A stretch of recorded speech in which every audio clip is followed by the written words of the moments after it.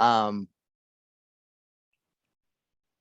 so today, we have a session on the Open Public Meetings Act and the Public Records Act. And we're joined by the Attorney General's Office, and Morgan Damerow is Assistant Attorney General, and Lucy Collins is Public Records Act Consultant with the Office of the Attorney General. And it's all yours. Take it away.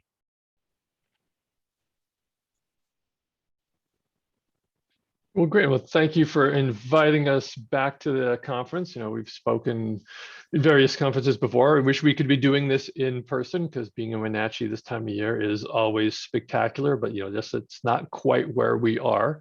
We have a fair amount to get through, so I'm going to forego any more with the introductions. We'll just share a little bit about the consultation program. Our goal is to help local governments all over the state with public records. And we do it through a variety of ways and means. We'll answer questions via email, via phone calls. We provide training, help talk about technologies and processes. Basically anything we can do to help you as a local government with your public records. That's why we're here, and we're happy to help. It's an absolutely free service, which is always kind of nice. How often do you get to talk to an attorney's office without getting a bill from them? So happy to help you any way we can. And as we go through, when I did this in person a couple of years ago now, one of the great things about this was it was a smaller group, but really active, asking questions. So feel free to raise your hand, ask questions. I think we all get a whole lot more out of it. This year, we're going to be focusing our conversation really on kind of what we've seen changes-wise in the last year and a half since we've been dealing with COVID-19. So with that, I'll turn it over to Lucy. Yeah, so today we're just going to do some OPMA and PRA kind of refresher pieces, and then throughout talking about how things have changed over the last kind of year and a half, as Morgan said, with the increasing use of technology. Disclaimer, as usual, this is a educational and informational purposes only. It's not considered legal advice or the legal opinion of the Attorney General. The purpose of today's conversation is training. A little knowledge goes a long way when it comes to PRA and OPMA. I would be surprised if there are any PROs on here today. So most of you are probably just touching public records here and there, but you are a key part in helping your agency process public records and do open public meetings. So training is helpful to help keep your agency out of court and keep you in line, help improve your processes. You may hear some technology things here today that you could take back to your agency to help them out, and it may help you identify some areas where you can improve your processes and responses. Why should you care about the OPMA and the PRA? Morgan and I are two strange fellows, and we love OPMA and PRA. We really enjoy it. It's a really interesting area to work in from our perspective. But for you, transparency is a key part in open government and keeping government accountable to the people that it serves. Also known as the Sunshine Laws.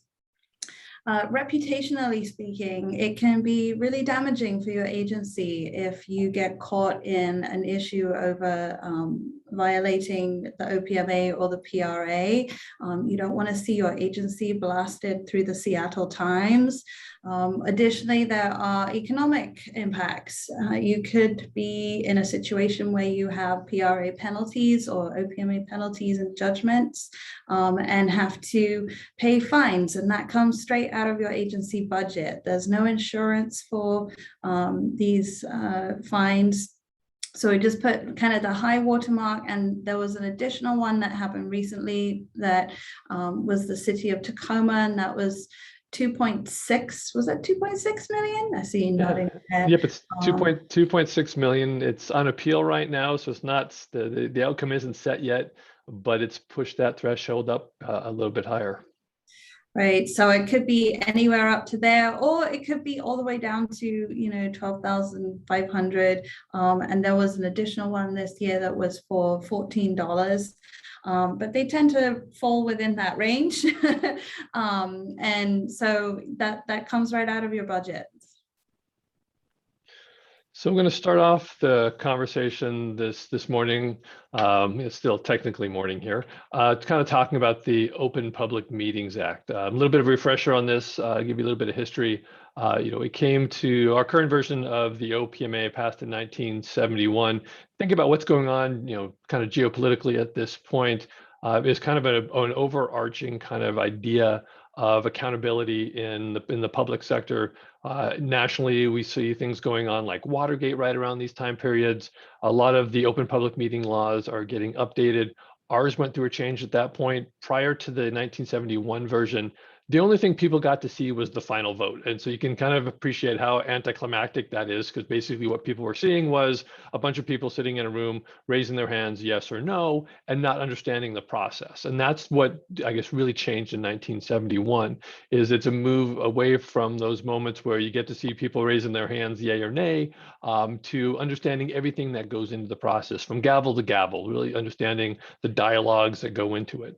And so that's in terms of, is a really big paradigm shift in 1971, and the courts are always coming back to that. If you look at the litigation on the OPMA, you see some of the same things in the PRA, but it's the idea of the people don't yield their sovereignty to us, to the people that they've put in office to serve them, and they really the expectation that actions be taken openly and deliberations conducted in that open kind of manner, and it's the court always comes back to seeing that decision-making process is really crucial to understanding how you got to the end, because just seeing the vote is significant, and sometimes that's all you get to see if it's a closed session for executive session or something like that.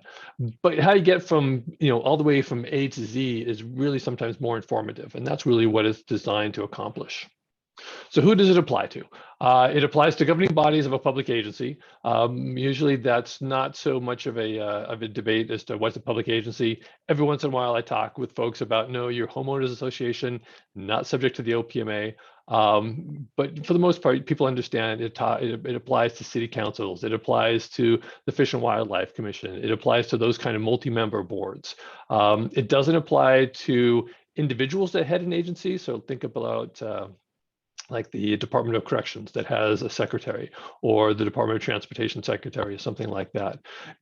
So if it has to be one of those multi-member bodies, or any committee or sub-agency of that takes testimony, conducts hearings. And kind of the history behind that is it wasn't in the original, but it came into being in a 1983 amendment, because what there was this discovery of was that some agencies, some governing bodies were creating committees, and all these committees were doing all the work, and so some of what was supposed to be in the public was being shielded. So the legislature responded, and so it applies to both the governing body or any committee that acts on its behalf, basically. Sometimes it doesn't apply. So if there's collective bargaining going on, or if you're sitting in your quasi-judicial capacity, say you're hearing a land use petition or a zoning regulation challenge, that would be more akin to being that quasi-judicial, and it wouldn't apply to those circumstances. So it's not just, the reason I want to mention that is because it's not absolute, but always kind of, you should approach it from the point of view, start from, we think it applies, now is there a reason it doesn't, versus approaching it the other way.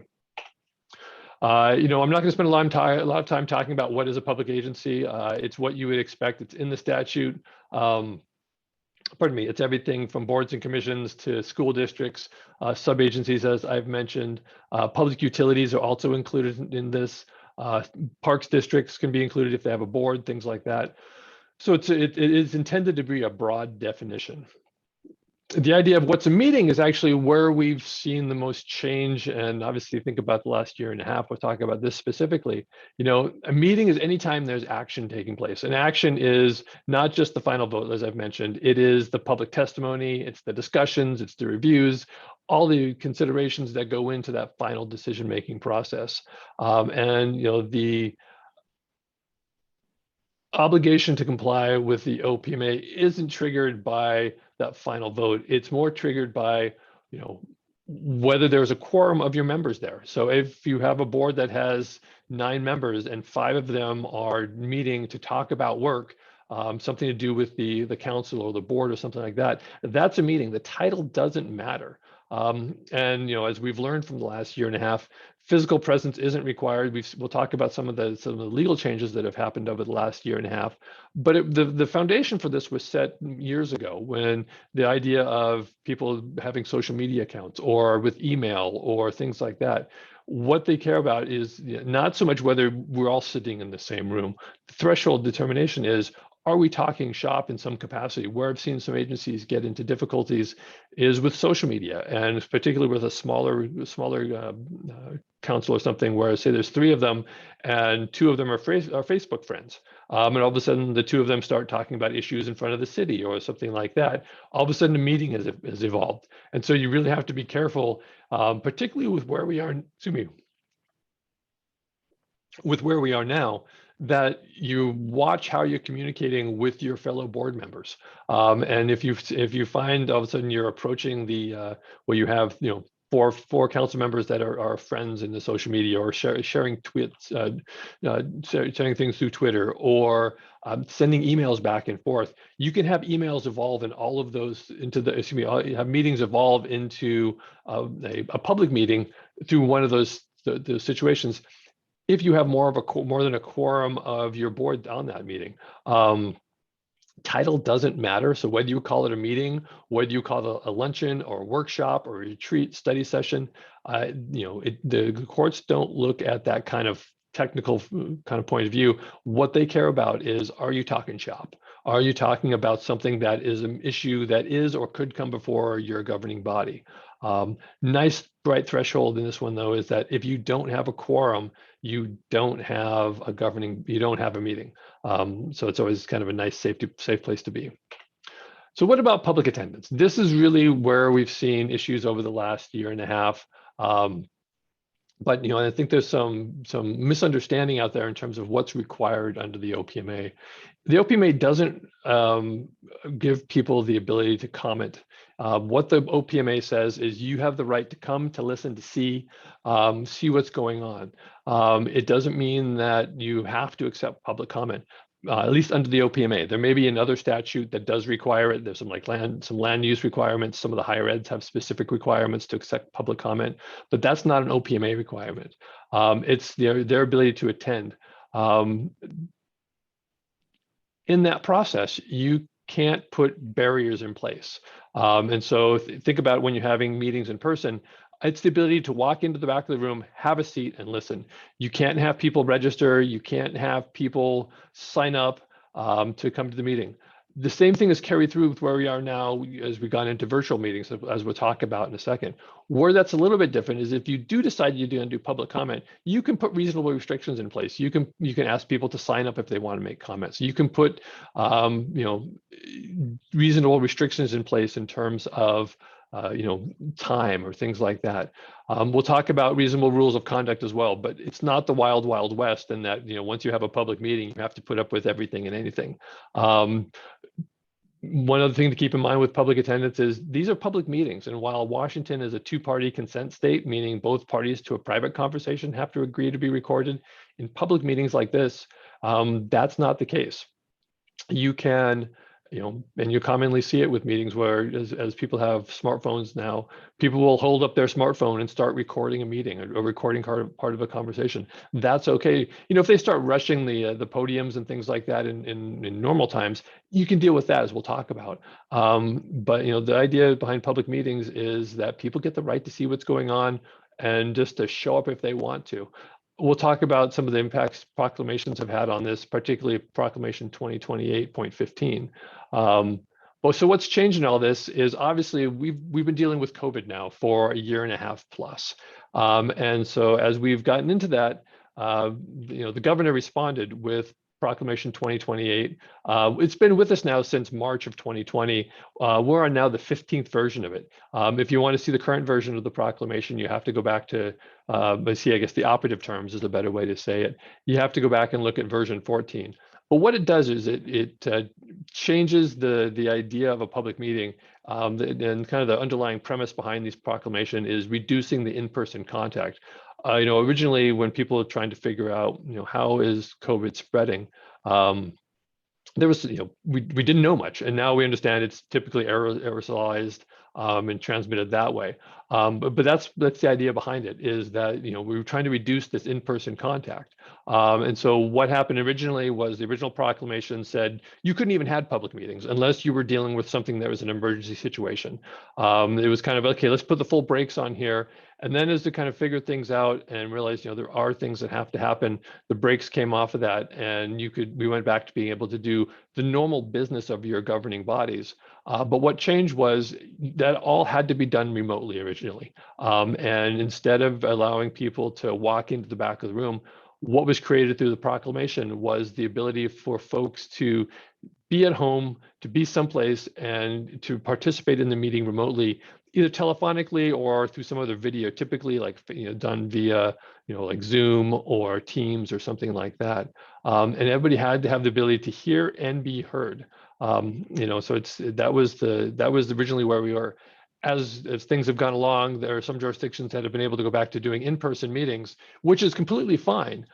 But this requirement is still out there. You still have to be providing this opportunity for people to participate remotely, to hear and be heard. And I think that's been a surprise to some people. They thought as we went through the safe restart process that 2028 was no longer active. It's still an active proclamation, so we still have to comply with it. And what that means is that we still, like I said, have to have these remote possibilities.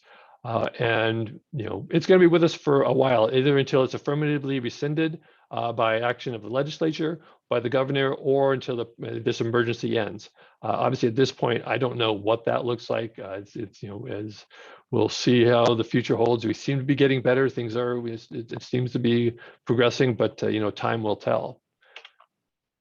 So, as we got into this, agencies were forced to make changes. They were forced to, limit social contact, and we moved to internet platforms like Zoom or Teams.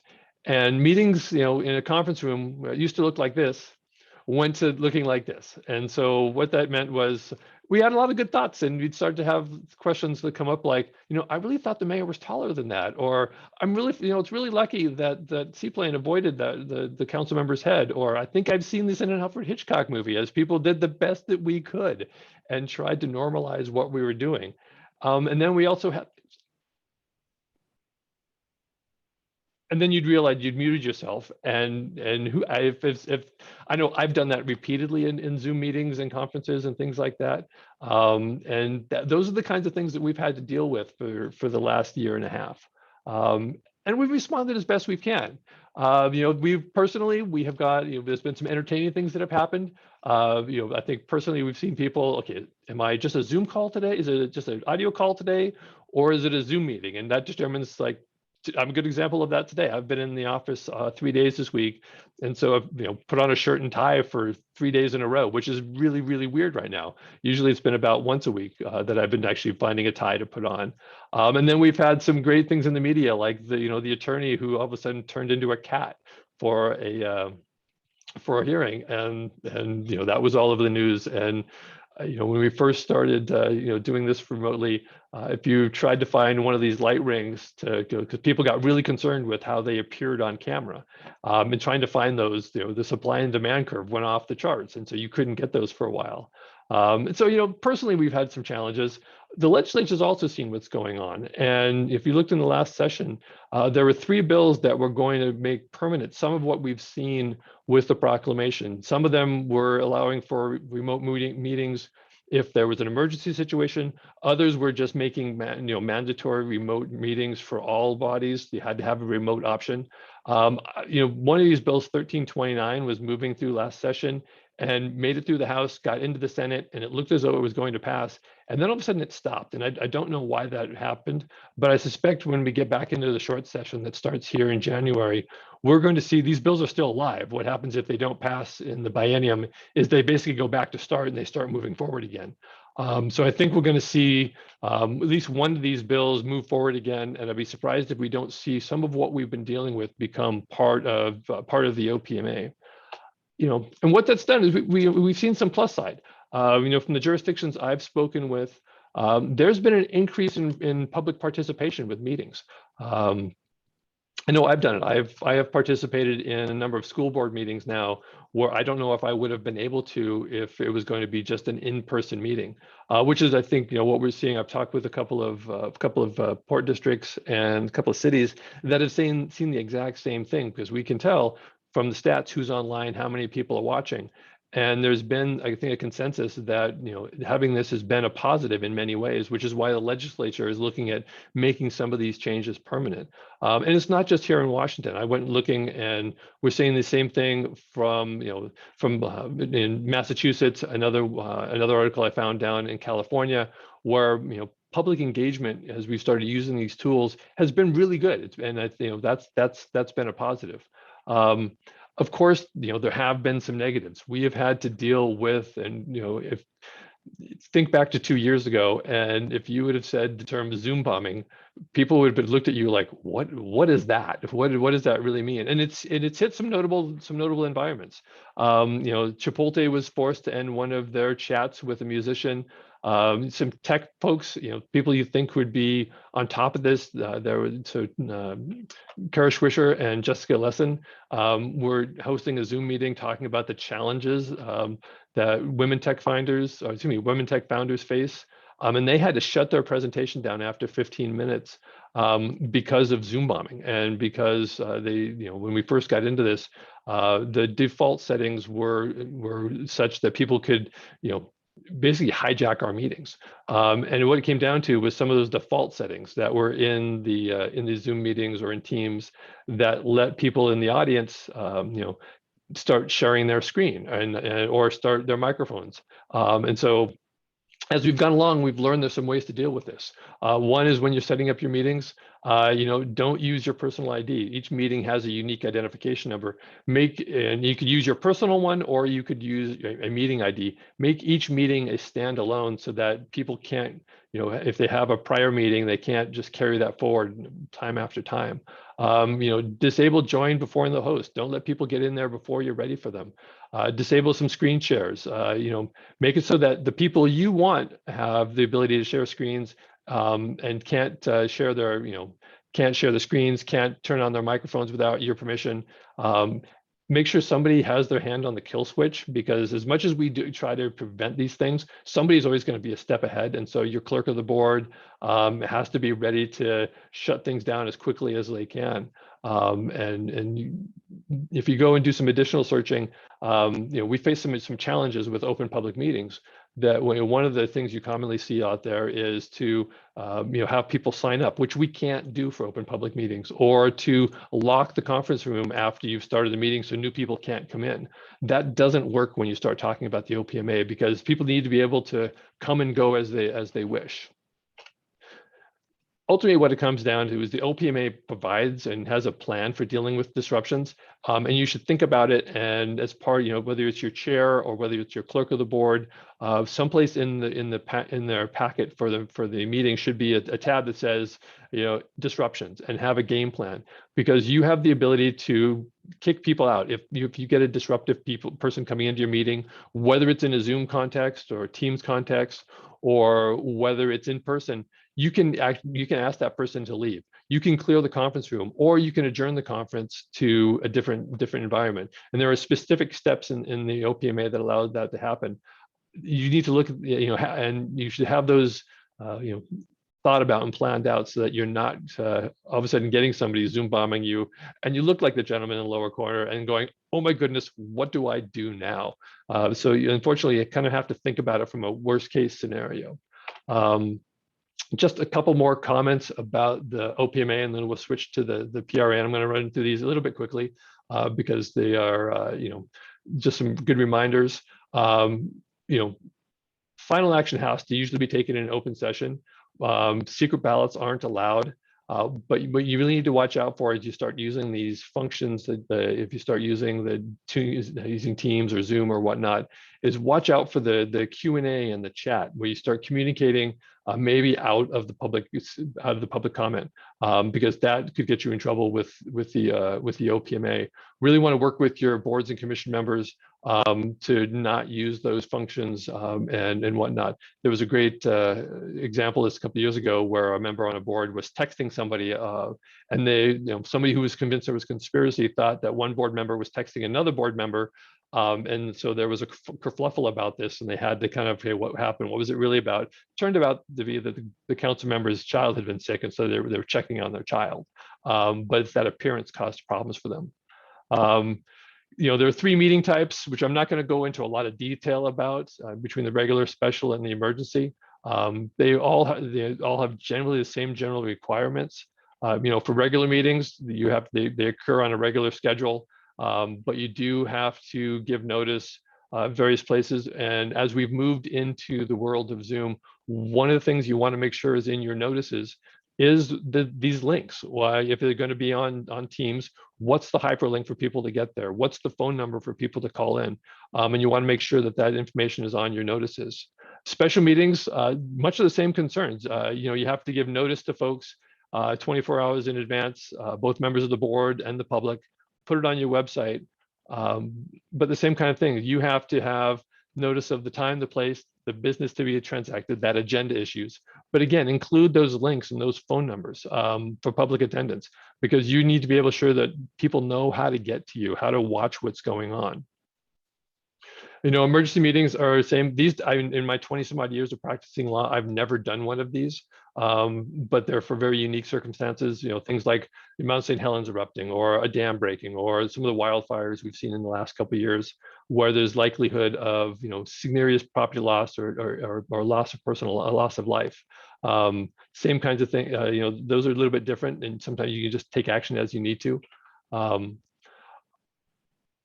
One quick comment about executive sessions. Obviously, the OPMA allows you go into executive session for various reasons and purposes. Have a plan for going into those and making sure that your executive session is truly closed to the public. Usually, good ideas to do that may be to utilize a unique meeting for that. So your board members would shift over that, so only people that you've invited to that part of the meeting can get in. Utilize the waiting room function so that people can't just kind of slip in the back door.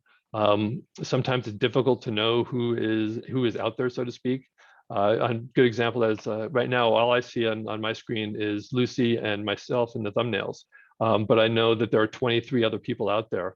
I don't know who those are, but being able to make sure who's being admitted is key. A quick comment about minutes. Obviously, we have to keep minutes of the meetings. There's nothing that says what has to be in those. But as you're doing your minutes, just like in your agendas, it's a good idea to memorialize how did you comply with the Proclamation 2028's requirements. Make sure the links are in there. Make sure the phone numbers get recorded in there, because your agenda may get separated from your minutes. And from historical purposes, I'm sure someplace somebody is going to care about this. How did we deal with the proclamation? How did government continue to move forward? But also, you want to document that you've complied with the public participation requirements, because the last thing you want to do is get into a case where you're facing a penalty situation for violating the OPMA. Because worst case scenario, your actions could be declared null and void. That's not an absolute necessity, but that could happen. And so you want to be able to know that you are, trying to protect yourself as best you can from facing one of these penalties. There was a question about, if a community member attends a council meeting via Zoom on their phone and asks the clerk treasurer asks them to identify themselves at the beginning of the meeting, does the community member have to do so? I don't think so. If they're just going to watch the meeting, they get to watch the meeting. They could declare themselves to be Mickey Mouse, and I don't think that would give you a basis for asking them to leave the observation part of the meeting. If they're going to make public comment, that's a little bit different. You can put reasonable rules and restrictions in place on that piece of it. I've made public comment at a couple of meetings, and they've been time limited, which I think is totally appropriate. But the idea behind the OPMA is that people get to have the ability to come in and watch. What's gotten a little bit unique on this one is if they're going to come in person, can you have people sign up for contact tracing purposes? And I think that's a different question. I would have the contact tracing be completely separate from the actual, from the clerk of the board, have it very clear that this is for a different purpose. and whatnot. Talk with your attorney about the best way to structure that one. But I think for contact tracing purposes, you have a different requirement. So in executive meetings, how long must one not share what happens in that meeting? Definitely. If you're in executive, that's kind of getting off the OPM, but if you're in executive session, then very much so that, you're serving in that capacity, representing the agency, and it's not just the executive session at that moment. It's you're sitting, you have to keep in track of, what seat you're sitting in there, and you're there part of that meeting for a specific purpose. So I don't think it is time limited to only the extent of that meeting itself. But there's a lot that goes into that question. And then that one I recommend you double back with on your attorneys as well, and kind of see if there's some exceptions to that and whatnot. And like I've said a couple of times, sometimes talking with your attorney is the best thing you can do. It's worth taking 10 minutes of their time, 20 minutes of their time to help you manage through these things. We're here as a resource as well and can share information. We don't take the place of your attorneys, but are happy to provide you information. We have some resources that we've gathered from other agencies as well that we're happy to share with you, some checklists about how to stay in compliance with the OPMA. So again, feel free to shoot us an email, give us a call if we can help you in any way by providing you information on the OPMA. And with that, we're going to kind of shift a little bit, and we're going to talk about the PRA, and I will turn it over to Lucy. Great, thanks, Morgan. So let's get going real quickly on the PRA. Opening with the touchstone slide, Morgan, please. You have control. Thank you. So looking through just some real high level key pieces of information, just a real quick reminder about the Public Records Act. Like with the OPMA, the whole point of the Public Records Act is for the citizens to be able to see what the government is doing, how the decisions are being made, why the decisions are being made, why are we spending that much money on that project. And all public records are presumed to be open. They can only be withheld by a specific law or an exemption of the law, and they are to be narrowly construed. That means that if you have a record that has something like a social security number on it, only that social security number can be withheld. You can't withhold the whole record just because one portion of it is exempt.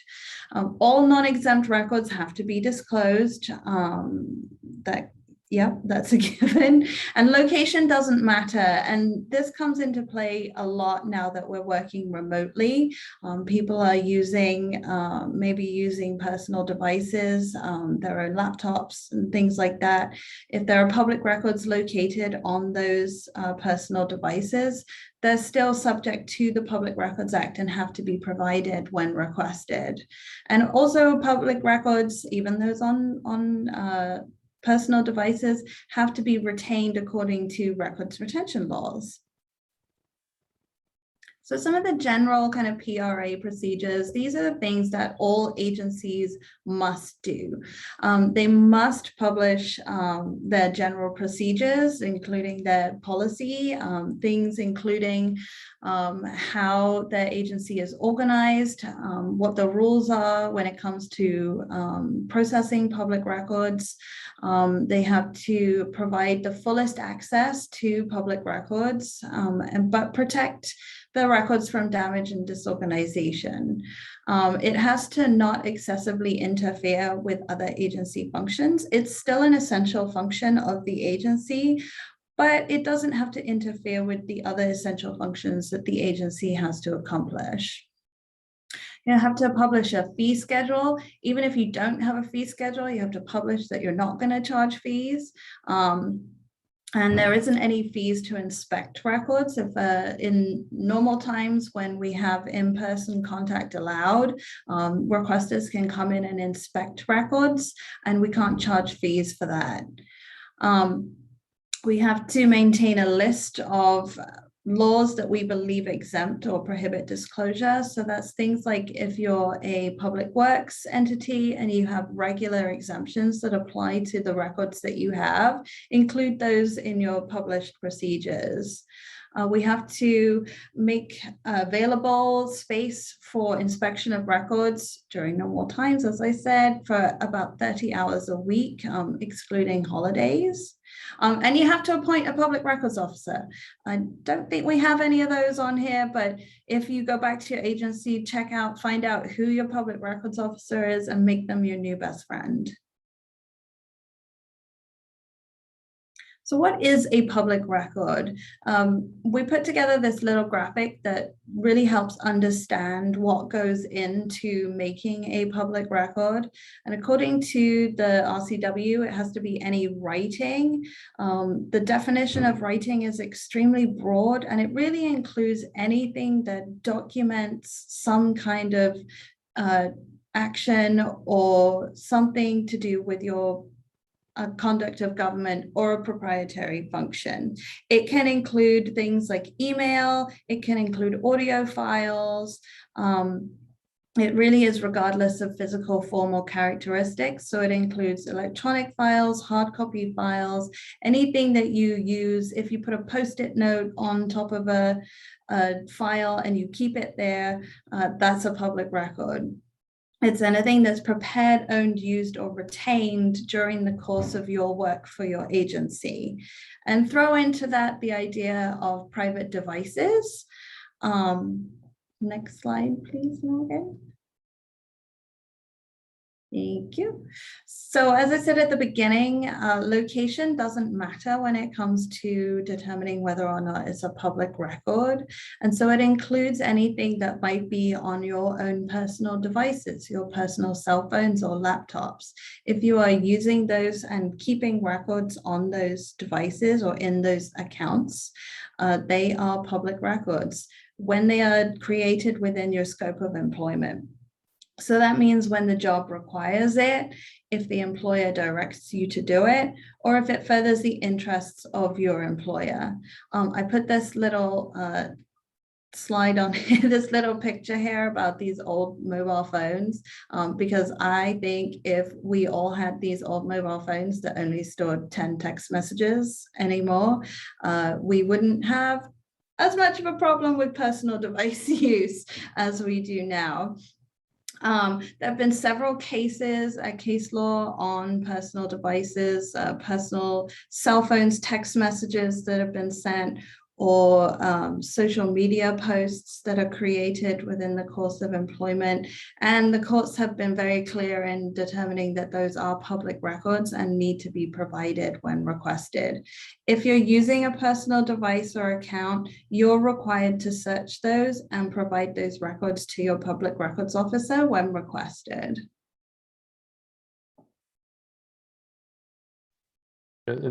And this is where I've seen some challenges some agencies have faced as more and more of the workforce was working remotely, and the ability to, have the hallway conversation went away, that these alternative kind of methods crept it more into prevalence, and getting people not to use them has been a challenge at times, just because they've become so much a part of the way we communicate on a regular basis. And coworkers know each other's phone numbers and whatnot. And so trying to get people away from these and back to their agency systems has posed some challenges at times.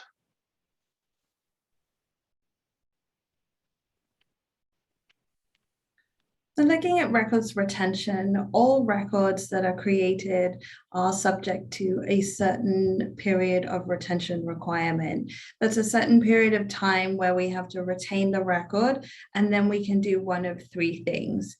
We can either intentionally retain the record. So if you have records that you use on a regular basis, they may be eligible for destruction legally, but you use them quite frequently, so you might want to keep them for a little bit longer. That's fine. I always used to tell my agency staff when I was a records officer, a 1-year rule. Have you looked at this record for the last year? If not, you probably want to get rid of it. there's really nothing worse that a records officer wants to hear than I'm keeping this record that I've had for 10 years just in case I'm going to use it in the next 10 years. That's not a good reason to keep it, and you should get rid of it. In which case you destroy it. So once that time period is up, you can legally destroy your records. You can document that you're destroying them. And then you no longer are required to provide those records that you don't have if you receive a public records request. On the flip side of that, if you're retaining records past their records retention period and a records request comes in, even though you could have already destroyed that record, you no longer can, and you have to provide it for a public records request. Another way you can disposition your records is you send them to the Secretary of State, Washington State Archives. There's a list of records that the archives considered historically significant for the state, and they keep those with them. When you transfer things to the Secretary of State Archives, they become legally responsible for those records. And if you receive a public records request for records that are with them, you can turn the requester away and tell them they need to go to the state archives to get those records. And so similarly with OPMA, the records have evolved quite significantly over the last 20 years plus. And so we've moved from a time of relying on paper records, and we're working with computers more often. And now we've gone from the traditional file room. Sometimes you may still have those for those records that haven't been made electronic yet, but more and more we're moving from the paper files to the computer files and electronic filing systems. Many agencies are beginning to implement things like a scan and toss program. And this is where you can have your paper records, you can scan them in, and you can get rid of the original paper record and keep them for their retention period electronically. This is a great way of condensing down the amount of paper you have. And as we've all been working from home for the last however long, this has been happening more and more. You may have individuals in your agency who are responsible for receiving correspondence and things like that, and they're scanning them in and providing them, and you can access them remotely. So there are some pros and cons to the evolution of records, as with everything. I know that one of the things of the cons I didn't put on here is I really miss the smell of paper records. If I go down into the state archives, it smells wonderful. Smell those paper records, but that's a records nerd thing. But some of the pros of having electronic records is that it increases the accessibility. Now we're all working from home. We can work anywhere. We don't have to be at home. We can go into a Starbucks. We can go into the park, wherever we have a Wi-Fi connection. We can access our records.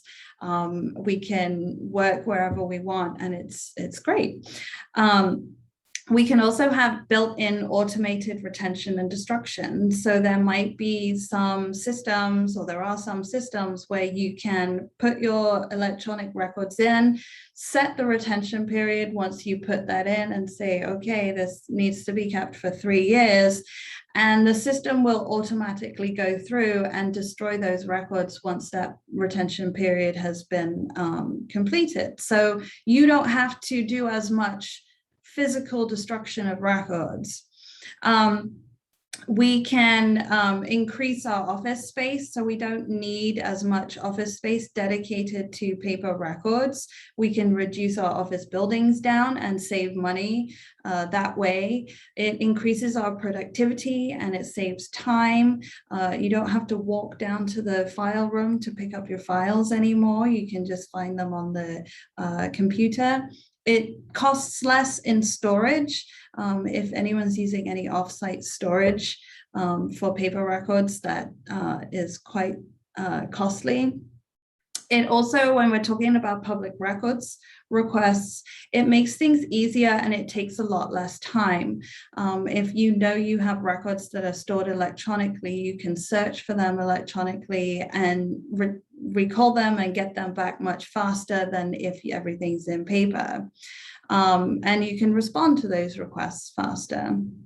Some of the downsides of electronic records, you have a kind of out of sight, out of mind mindset. If you don't have an automated retention and destruction software, sometimes we can just save it and build up those records. And if you're not routinely destroying them, it can get out of hand. I'm sure everyone has a wild inbox in their email system.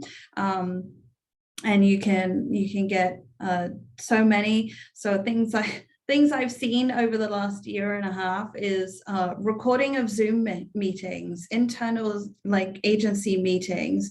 Do you really need to record every meeting? We weren't recording them before we had this ability to do so. So we really don't need to now. And do we need to save every draft of every version of every document? My answer is no. There can be challenges to finding records as there's increased locations. You may have several different systems that you have to search through to find records. There's also some cybersecurity risks.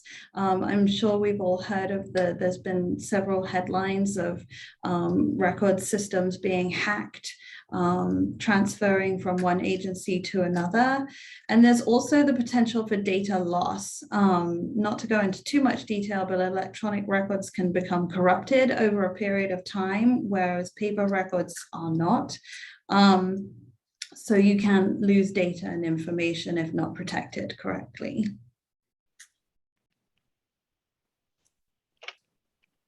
Thank you. So back to PRA, what does a PRA request look like? It has to have, requesters have to provide fair notice that they're requesting records under the Public Records Act. Some of the things you might see are a public records request. They may cite FOIA, the Freedom of Information Act, which is the federal statute, but it really is the same thing. They may cite the RCW 4256. If someone is asking for access to your agency records, the best thing you can do is just pass it on to your public records officer as soon as possible. All agencies are required to respond to public records requests within 5 business days. And the sooner you get that to your public records officer and they can process it, the sooner they can get on with getting their 5-day response out. I need to emphasize that last piece. We mentioned that there was a $2.6 million judgment entered against the city of Tacoma. And one of the issues in that case was a delay of the person who got a copy of a public records request, and there was a month's delay between when that person got it and when it was forwarded to the public records officer. And the Court of Appeals have both come down at this point and said that that was not the best way to handle that. So you really do want to look at it from a hot potato point of view, and really, I think the way I like to say it is make it your public records officer's problem, because that's what they're there for, and really, let them do their job. And also, it has to be a request for identifiable public records, meaning you have to be able to search for and find those records. And a request for information in general is not a request for records. So if you are receiving a grant for a public works program and someone asks you how much you got in that grant, that's not a public records request. However, if someone asks for a copy of the contract for that grant, that's a public records request because they're identifying a record that goes with that grant. And this is just a general public records production process. This is how a request is processed through the agency. You receive your request, and then you're required to get that 5-day letter out, that response on that 5th business day. And on that 5th business day, you have to do one of several things. You have to provide the record if you're able to. or you can provide a link to your agency's website where the records are readily available. It has to be a link to your agency's website. It can't be a link to another agency's website. There was some recent case law on that. You can request clarification if the request is unclear and you're not quite sure what it is that they're asking for. You can go back and ask them to clarify their request. You can deny the request. This isn't something that happens all that often, but you can outright deny it also. And I think that's it. Am I missing one? I think that's it. I think you've got it. Yeah, I think so. I feel like I'm missing something. So once you've got your 5-day letter out, or before then, you start searching your records. Your public records officer or your records coordinators will send out requests for people to search their records. And everyone has to search their records and then provide them to the public records officer or whoever is responsible for reviewing and redacting those records. And then they will sit and read every single record and review them and make redactions if there are redactions required, and then they will produce them to the requester. If you have a high volume of records responsive to a request, you should most likely provide them in installments, smaller installments of records. So you get into a kind of cycle of reviewing and producing. And then once you've provided all the records to the requester, you then close out the request. I think I saw a question come in. I got excited about changing the thing. Yeah, when a commissioner serves as an agency representative to a local nonprofit board, does it create a liability for the nonprofit to release records? Wow, there's a few issues in there. One is I'm curious as to why the nonprofit has records that are subject to the Public Records Act, because nonprofits typically, there's a thing called the Telford test that determines whether they are actually the functional equivalent of a government. I'm curious as to why they have it. Maybe that the nonprofit the commissioner is using the nonprofit's email for communications, in which case the duty is actually on the agency to go get those records, because the court looks at it from, are these agency records hiding someplace else, whether it's a private server or something like that.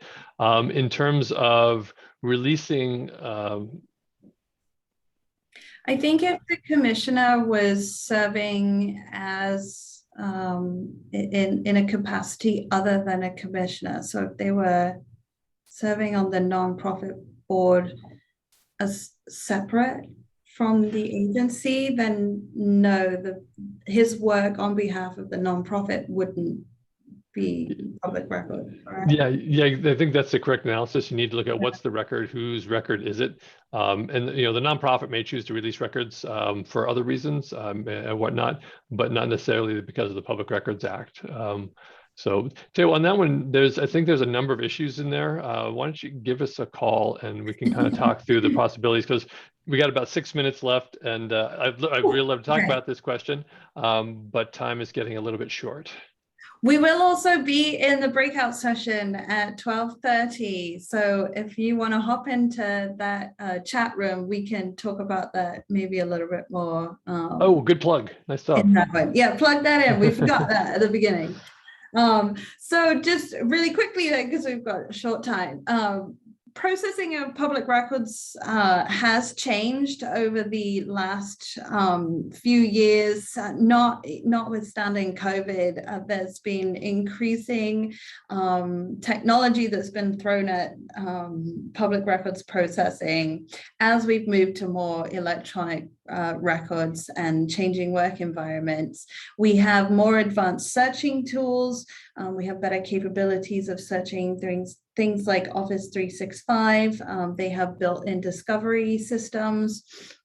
We have redacting tools, electronic redacting tools, so we no longer have to break out the Sharpies and get a headache from wiping out all the records, which I've not actually done that much of that. That shows my age, doesn't it? And we can also, there's been a lot of agencies that have been adopting Public Records Act tracking software. So these are special software programs that are built to help agencies manage public records requests and track them and use those to communicate in and out of.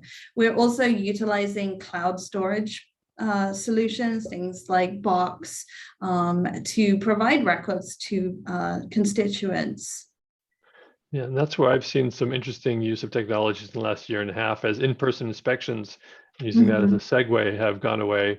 A couple of agencies have set up portals where people can see records on screens, not actually download a copy of them, but done virtual in-person inspections, which I think is a great use and change of technologies. It's had a couple of hiccups along the way, but we're getting better at it. Yeah, so like with the OPMA, the proclamations came in when we had the COVID emergency, and it limited in-person contact.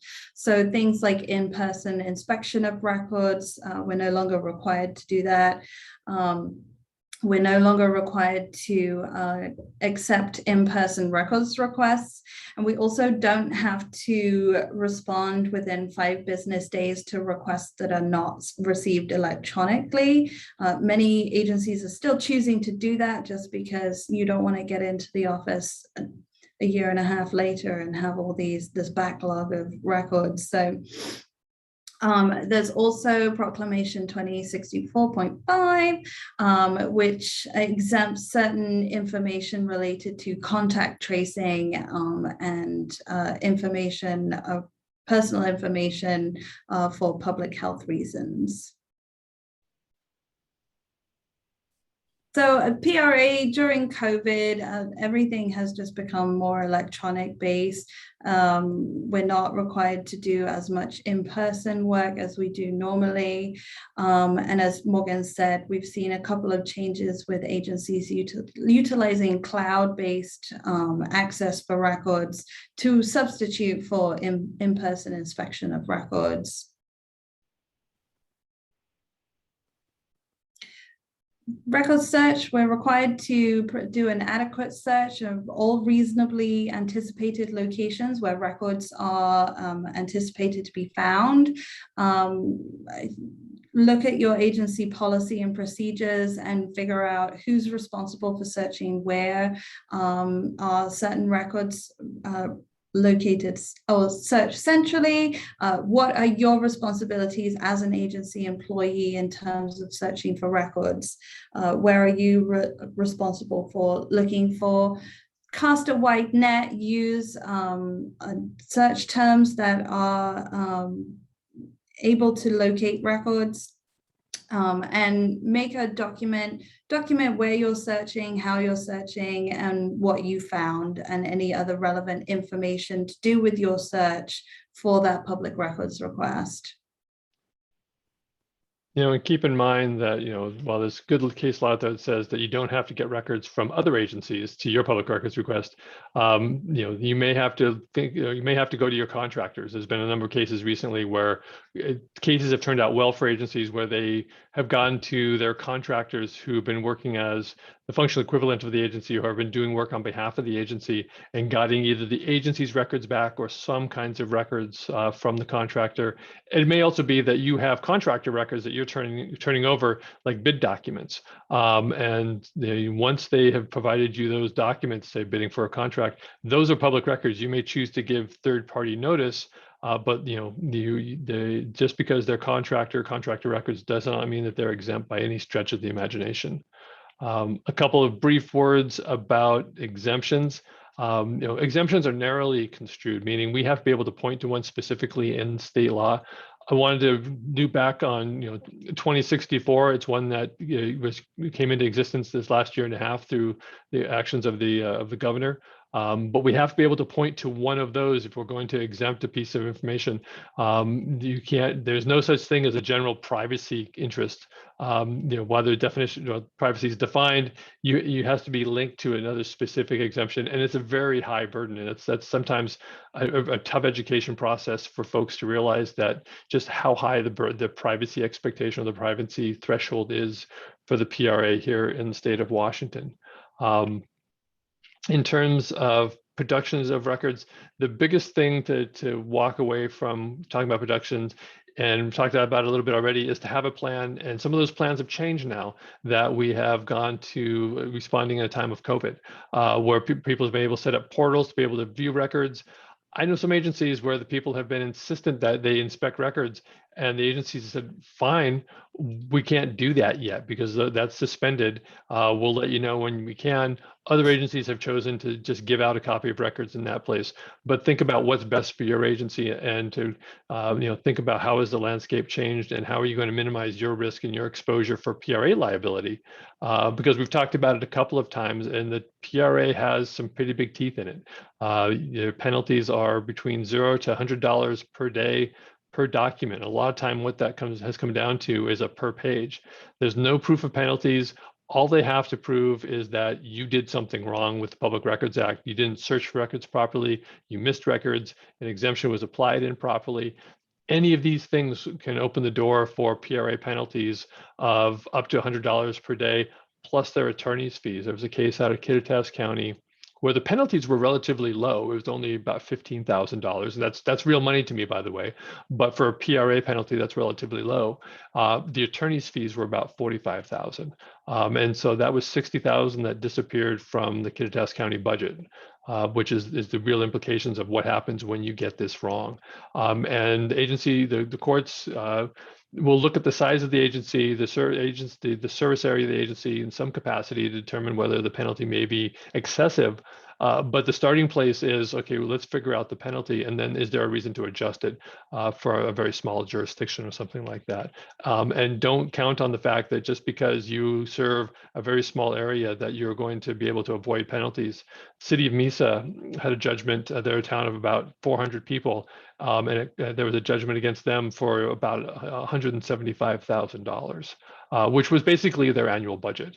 And so just because you're small doesn't mean that you're not subject to the PRA. We've gone a couple minutes over. Thank you for sticking with us. But like I said, if there's anything we can do to help with public records, please give Lucy or me a call, shoot us an email. We're happy to help in any way we can.